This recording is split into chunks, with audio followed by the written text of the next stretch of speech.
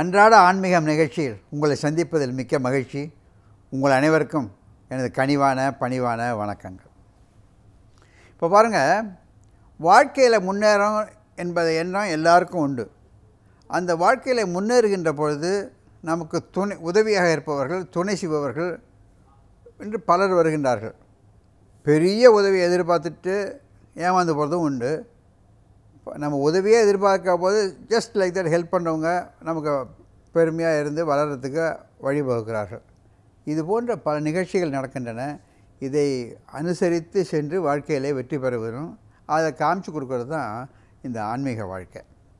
இதை பாருங்கள், நமக்கு சின்ன சின்ன உதவிகள் எத்தனையோ பேர் செய்கிறாங்க. பெரிய பெரிய உதவிகளும் செய்கிறதுக்கு இருக்காங்க. ஆனால் சிறிய உதவிகளையும் பெரிசாக கருதி அதற்கு நன்றி செலுத்துகின்றார்கள் அல்லவா, அவர்கள் தான் பெரிய மனிதர்கள். அவர்கள் தான் வாழ்க்கையில் வெற்றி கண்டவர்கள், வாழ்க்கையை விளக்கி காட்டுபவர்கள். அதனால தான் வள்ளுவர் சொன்னார், தினைத்துணை நன்றி செய்யினும் பனைத்துணையாக கொள்வார் பயன்தெறிவார் என்றார். பயன்தெறிந்தவர்கள், வெற்றி பெற்றவர்கள், வாழ்க்கையில் வென்றவர்கள் சிறிய உதவியிலே கூட பெரிய ஒரு பெரிய உதவியாக கருதி மனம் மகிழ்வார்கள். இப்போ பாருங்கள், ரோட்டில் போயிட்டே இருக்கோம். ஒரு பையன் பரீட்சைக்கு போகிறான்னு வச்சுங்களேன். ஒரு ஹால் டிக்கெட்டுக்கு வாங்குறதுக்கோ இல்லை பரீட்சைக்கு போயிட்டுருக்கிறான். அவனுக்கு யூனிவர்சிட்டி எங்கே இருக்குதுன்னு தெரியாமல் போகுது. யூனிவர்சிட்டி செனட் ஹால் எங்கே இருக்குதுன்னு தெரியல. அப்போ கேட்குறான், அங்கிள் எங்கெங்கே இருக்குதுன்னு சொல்கிறான். தம்பி இப்படி போய் லெஃப்ட்டில் போய் ரைட்டில் போய் ரைட்டில் போய் கரெக்டாக சொல்லிட்டோன்னு வச்சுங்க. அவன் ரைட் டயத்துக்கு போகிறான் யூனிவர்சிட்டிக்கு, பரீட்சை எழுதுகிறான், பரீட்சையில் பாஸ் பண்ணுறான், பெரிய ஆளாகிடுறான். அவன் வாழ்க்கையில் அன்று அந்த உதவியை செய்யாது இருப்போமே, ஆனால் அவன் லேட்டாக போவான். லேட்டாக போச்சுன்னா என்ன ஆகும்? பரீட்சை எழுத முடியாது. பரீட்சை எழுத முடியலன்னு அர்த்தம் உத்தியோகம் கிடச்சிருக்காது. இப்போ ஏதோ ஒரு சிறிய உதவியை செய்தும் அதிலிருந்து அவன் பெரிய பயனை அடைந்தான். அவன் நினைத்து கொண்டு இருப்பான், அன்றைக்கி அந்த ஓல்டு மேன் நமக்கு ஹெல்ப் பண்ணாருங்க அப்படிங்கிறத ஞாபகத்தை வச்சுக்கிட்டே இருப்பான். இன்னொன்று பாருங்கள், ஒரு செடி நடுறோம். அந்த செடி நட்ட உடனே உயிர் தண்ணி ஊற்றுறதுன்னு சொல்லுவாங்க. அந்த செடி நட்ட உடனே ஒரு டம்ளர் ஒரு மக்கில் தண்ணி ஊற்றினீங்கன்னு வச்சுங்க, அது வேர் பிடிச்சிக்கும், செடி வளரும், உயரும், கொடியாக படரும், மலரும், பழங்களை கொடுக்கும். சிறிய ஒரு செடியை நட்டு ஒரு மக்கு தண்ணி ஊற்றினோம், அப்புறம் வளர்ந்து பிடிச்சிக்கிடுச்சு. ஆனால் எப்படி வளர்ந்தது பார்த்திங்களா? பழத்தை கொடுக்கின்றது. அதை பாருங்கள். இன்னொரு சமாச்சாரம், இந்த பேங்க்கெலாம் இருக்காங்கல்ல, ஒரு ஆள் தொழில் துவங்க இருக்கின்றார். சீரியஸாக பார்க்குறாரு. அவருக்கு ஒன்றும் ஜாஸ்தி வசதி கிடையாது. ஏதோ ஒரு வசதியில் ஆரம்பிக்கணும்னு பார்க்குறாரு. அவருக்கு பேங்க்கில் போய் கேட்குறாரு, லோன் கேட்குறாரு. பேங்க்கில் ஒரு 10,000 ரூபா லோன் கொடுக்குறான்னு வச்சுங்க. 10,000 ரூபாங்கிறது இந்த நாட்களில் வெறும் சாதாரண அமௌண்ட்டு. ஒரு 10,000 ரூபா லோனை கொடுக்குறாரு. அந்த தொழில் வளர்க்கணும்னு நினைக்கிறாரு பார்த்திங்களா, அவர் ஊக்கம் உடையவர், நல்லா செய்யணும்னு ஆசைப்படுறவர். அவருக்கு இந்த கொடுத்த 10,000 ரூபாயை வச்சுக்கிட்டு தொழிலை துவங்குகின்றார். ஃபார் எக்ஸாம்பிள், துணியை வாங்கி தோலில் போட்டுக்கிட்டு விற்றுட்டு போகிறார், புடவைன்னு விற்றுட்டு போகிறாரு. அதில் லாபம் சம்பாதிக்கிறாரு. லாபம் சம்பாதிச்சோன்னு என்ன பண்ணுறாரு, தோலில் போட்டு துணி விற்கிறதுக்கு பதிலாக ஒரு கடையை துவங்குகிறார். அந்த கடையில் வச்சு வியாபாரம் பண்ண ஆரம்பிக்கிறாரு. பெருசாக பெரிய போர்டு போடுறாரு. மக்களை ஈர்க்கின்ற அளவிற்கு அவருடைய வியாபாரம் வளர்கின்றது. அப்போ என்ன பண்ணுறாரு, ஃபேக்ட்ரி வைக்கிறாரு, அவரே மேனுஃபேக்சர் பண்ணுறாரு. சேலத்தில் ஆரம்பிக்கிறாரு. சேலத்தில் ஆரம்பித்து காஞ்சிபுரத்தில் ஆரம்பிக்கிறாரு, திருச்சியில் ஆரம்பிக்கிறாரு, ஹைதராபாத்தில் ஆரம்பிக்கிறாரு, சூரத்தில் ஆரம்பிக்கிறார். பாருங்கள், சிறிய கடையாக தோலில் போட்டு 10,000 ரூபாய்க்கு போட்டு ஆரம்பித்தவர் இன்று இந்தியா பூராவிலும் கிளைகள் மட்டுமல்ல, தொழிற்சாலைகளை துவங்கி இவர் பல பேருக்கு டிஸ்ட்ரிபியூட் பண்ணுறார். ஒரு ஆலம் விதை, சின்னூண்டு ஆலம் விதைங்க. அந்த ஆலம் விதை சிறியது, மீனின் கருவை விட சிறியது. அதை போட்டிங்கன்னாக்க எவ்வளோ பெரிய மரம் வளர்கின்றது. அதுபோன்று சிறிய உதவி பெரிய மரமாக வளரி பலருக்கு உதவி செய்கின்றது. இது பயன் தெரிபவர்கள் இருக்கின்றார்கள் அல்லவா, அவர்களுக்கு உதவுகின்றது. எப்போ ஒரு சின்ன பையனுக்கு நீங்கள் சில பேருக்கு நம்ம உதவி பண்ணோம்னாக்கா அவங்க ஞாபகம் வச்சுக்கிட்டு அப்புறம் நமக்கு லெட்டர் போடுவாங்க, அங்கிள் நீங்கள் எனக்கு அந்த மாதிரி செய்து கொடுத்தீங்க, நான் வாழ்ந்துட்டேன்பாங்க. இப்போ நான் பேங்க்கில் வேலை பார்த்துருக்கேன் பார்த்தீங்களா, பல பேர் எங்களுக்கு சொல்லுவாங்க, சார் நீங்கள் தான் சார் நீங்கள் ஹெல்ப் பண்ணீங்க, I am a big industry, visiting card கொடுப்பாங்க, நமக்கு புரியாது. அதுக்கப்புறம் பேங்க்கில் இன்னொரு செய்கிறாங்க. அதாவது இந்த நலிவடைந்த தொழிலகங்கள் இருக்கின்றன இல்லையா, சிறு தொழில்கள்லாம் நலிவடைந்து போகிறது.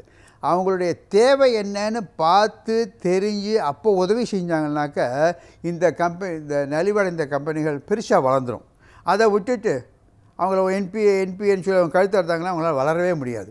ஆக உரிய நேரத்தில் சிறிய உதவியை செய்தால் அவங்க வளருவாங்க. இது மகாபாரதத்தில் சிறப்பாக ஒரு கருத்தோட்டம் இருக்கிறது. இந்த நமக்கு எல்லாருக்கும் தெரியும், பஞ்ச பாண்டவர்கள் இருந்தார்கள். அவர்களுக்கு கிருஷ்ண பரமாத்மா ஒரு நெருங்கிய நண்பர், மிக மிக இணையான நண்பர்கள். ஒரு நாளைக்கு என்ன பண்ணாங்க, இவங்களாம் அவுட்டிங் போனாங்க, வனபோஜனம் போனாங்க. அவுட்டிங் போனபோது ஒரு காட்டுக்குள்ளே போனாங்க. அங்கே ஒரு பெரிய நீர் ஓடை இருந்தது. அந்த நீரோடையில் எல்லோரும் போய் குளித்தாங்க, வளர்றாங்க, எல்லாம் பண்ணாங்க. இது அப்போ என்ன பண்ணார், எல்லோரும் பார்த்துட்டு இருந்தாங்க, விளையாடினாங்க, தண்ணியில் போய் எல்லோரும் டைவ் அடித்தாங்க, குளித்தாங்க, நீஞ்சினாங்க, எல்லாம் பண்ணாங்க. எல்லோரும் சாப்பாடுக்கு நேரமாச்சு. சாப்பாட்டுக்கு நேரமான உடனே எல்லோரும் கிளம்பி போயிட்டாங்க. இந்த கிருஷ்ணர் மட்டும் வெளில வர முடியல. கிருஷ்ணர் மட்டும் தண்ணிக்குள்ளேயே இருக்கார். அங்கே லேடிஸ் எல்லாம் என்ன பண்ணாங்க, டேபிள் போட்டு சாப்பாடெலாம் ரெடி பண்ணிட்டாங்க. திரௌபதி அங்கேயும் பார்க்க, என்ன கிருஷ்ணன் வரலையேங்கிறார். அவன் வந்துட்டுருப்பான் அப்படின்னு பாக்கி பேரெலாம் அலட்சியமாக இருக்காங்க. இந்த அம்மா திரௌபதியை பார்க்குறாங்க, கிருஷ்ணன் வரலையேன்னு சொல்லிட்டு அங்கே போய் பார்த்து ஏன் வேலை ஏறிவாங்கங்கிறாரு. கிருஷ்ணன் தண்ணியை விட்டு வெளியில் இல்லாமல் நிற்கிறாரு. அவருடைய டிஃபிகல்ட் சுச்சுவேஷன் திரௌபதிக்கு புரிஞ்சு போச்சு. தன்னுடைய புடவையை கிழித்து அவருக்கு துணியை தூக்கி எறிஞ்சிட்டு இந்த அம்மா வந்துடுது. அவர் கிழிஞ்சு போட்ட துணியை எடுத்து கட்டிக்கிட்டு மேலே வராரு. அப்புறம் தான் அவருக்கு ஆடை குளித்துக்கிட்டு இருக்கிற பொழுது அவருடைய உள்ளாடை கழிந்து விட்டது.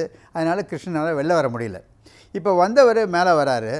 இதை சிறிய உதவி திரௌபதி செய்தது, மிக மிக சிறிய உதவி. அவர் துணியை கிழிச்சு போட்டார், கட்டிட்டு வெளில விட்டார், மிகச்சிறிய உதவி. இதை கண்ணன் மனத்திலே கொண்டிருந்தான்.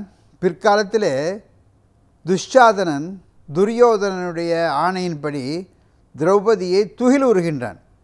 சபையிலே, மக்கள் சபையிலே, அரச சபையிலே எல்லோரும் பார்த்து கொண்டிருக்க, பீஷ்மாச்சாரியார் உட்கொண்டு துரோணாச்சாரியார் உட்கொண்டு பெரும் பெரும் அறிவாளிகள் தவசீலர்கள் பார்த்து கொண்டிருக்கிற நிலைமையில் துகில் உறுகின்றான்.